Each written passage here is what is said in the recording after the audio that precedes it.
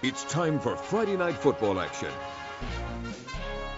The End Zone with your host, Bill Shanks. And hello again, everybody. I'm Bill Shanks. Welcome to the End Zone. We will take you around Middle Georgia tonight for five high school football games. Later on, home games for Northeast and Southwest, plus our game of the week, Northside and Warner Robins, perhaps the best rivalry in Middle Georgia. But we get started with the GISA game tonight as Tattnall hosted Trinity Christian. The Trojans had won 3 games in a row after starting the season 0-2.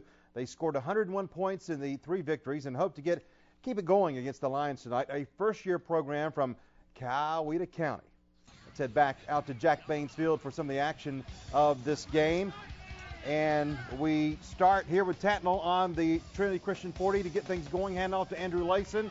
Pickup of about 15 yards right there. Then 4 plays later on the Lions 11, John Rader fakes me out. Keeps it right side, touchdown. And he just faked me out. Well, it worked, I guess. PAT would make it 7-0. Tattnall on top. Then Tattnall will get it back quickly on their own 45. John Rader keeps it. And he's gone. Yes, he's gone for a long touchdown. 55 yards for the score for Rader and the Trojans. After the extra point, it was 14-0. Tattnall out on top. Now the Lions finally get it going on their own 20. The quarterback, Daniel Schultz, back looking, scrambling, and the long pass.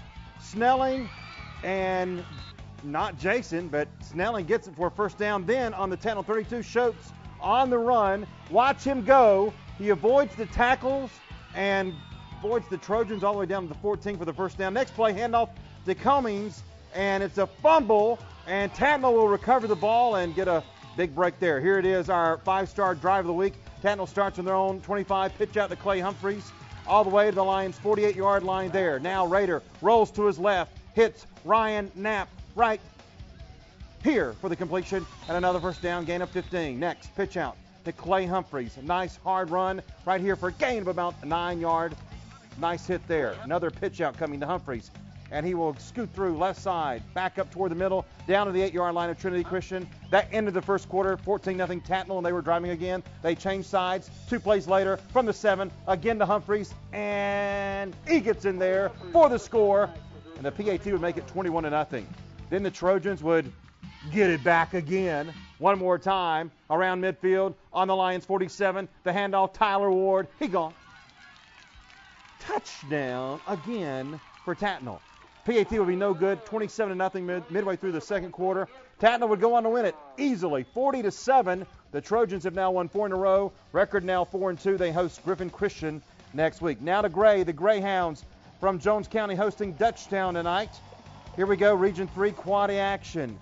Early in the first quarter, Dutchtown has the ball 3-yard line. Jones pushes up the middle for a touchdown. The PAT will be no good at 6-0 Bulldogs. Jones County now shotgun with the ball. Knight takes the ball, runs left side, gets a small gain before Randolph and Frazier and Creed all take him down for a gain of 5. Knight then again gets the ball, passes. Jeremy Palmer wide open, nearly fumbles, recovers, takes off for a nice gain of about 17 yards before he is taken down. Then Jones County at midfield.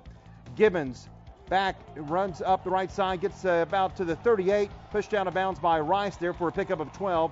Then Knight hands off to Andra Williams, number 25, runs up the right side all the way to the end zone for a touchdown for 15 yards, and it was 7-6. Jones County now out on top. Dutchtown with the ball now. Watch this run. Jones, the quarterback, going to look for an open receiver and take off. We need a little circus music for this.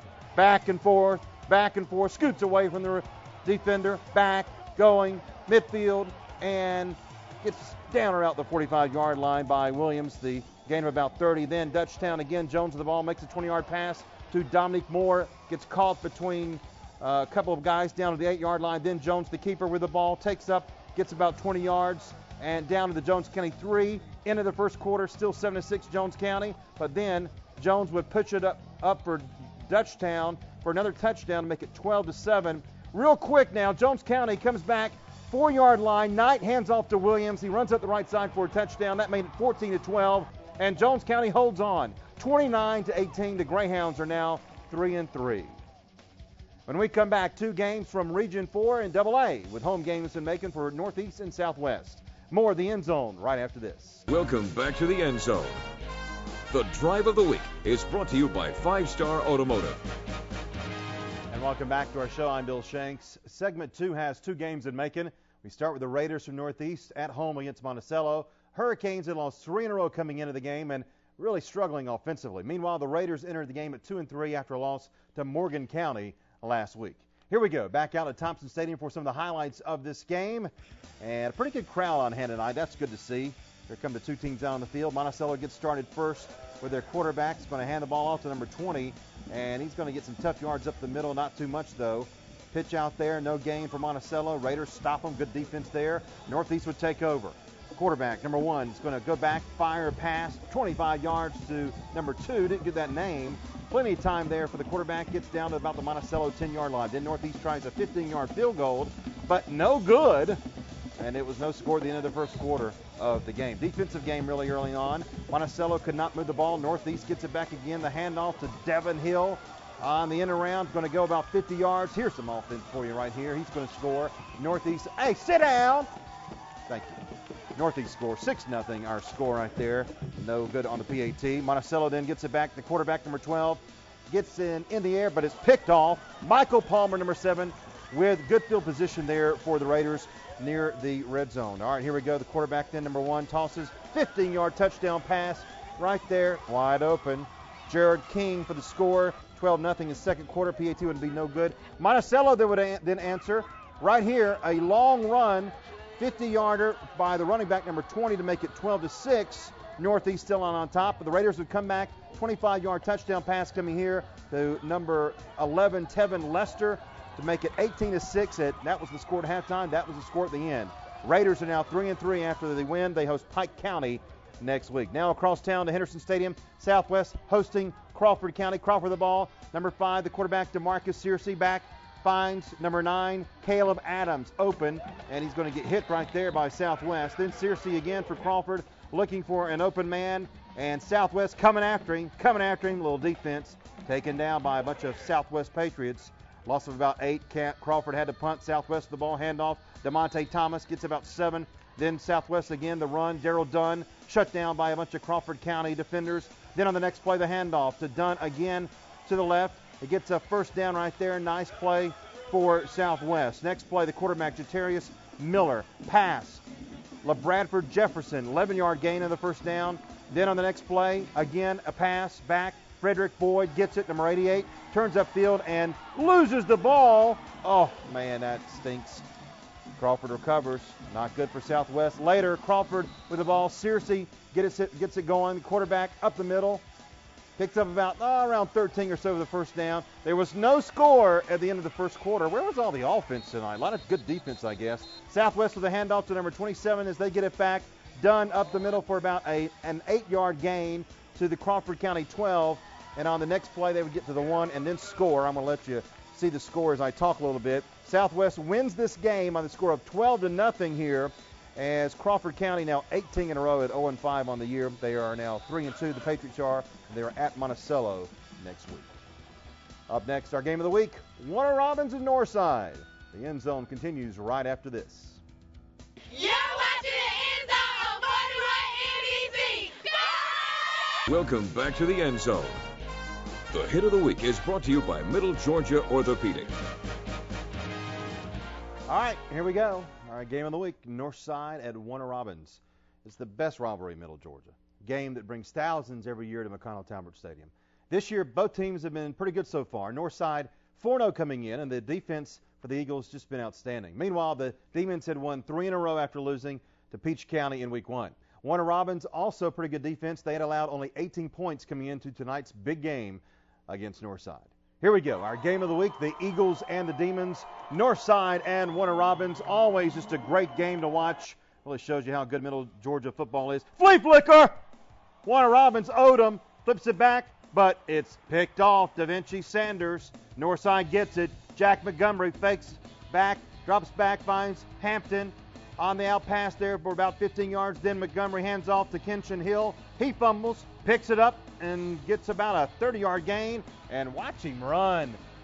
Left side, he's going to score. Extra point, no good, 6-0. Later in the first quarter, Northside with the ball again.